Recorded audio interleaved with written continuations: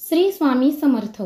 शुभ कार्यामध्ये नारळ फोडण्याचे काय महत्त्व आहे जाणून घ्या।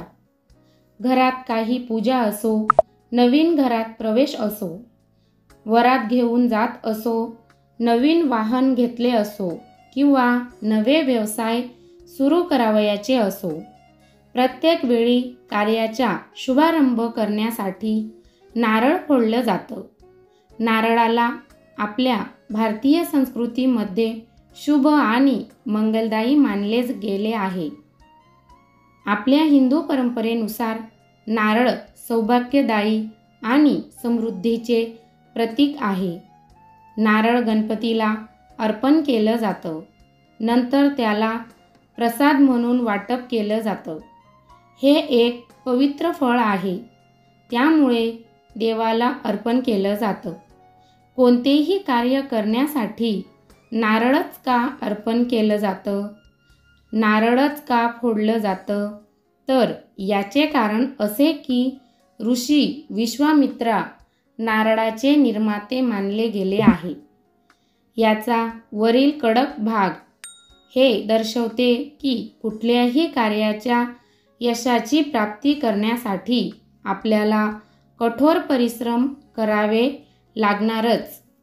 नारळ वरून कडक आणि आतून सौम्य कोमल असतं।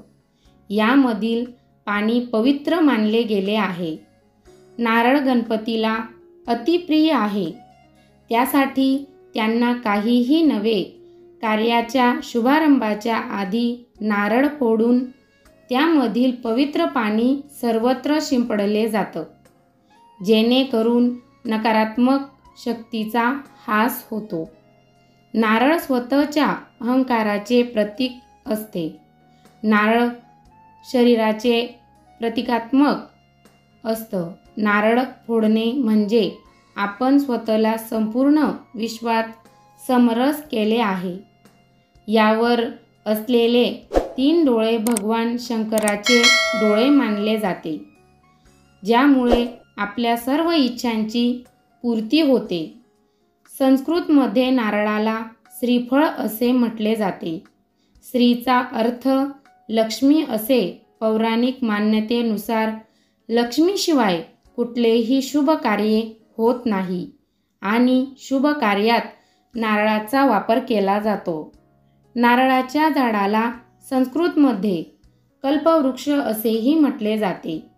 कल्पवृक्ष सर्व मनोकामना पूर्ण करते। पूजेनंतर नारळ फोडून त्याचा प्रसाद सर्वांना दिला जातो। श्री स्वामी समर्थ। धन्यवाद।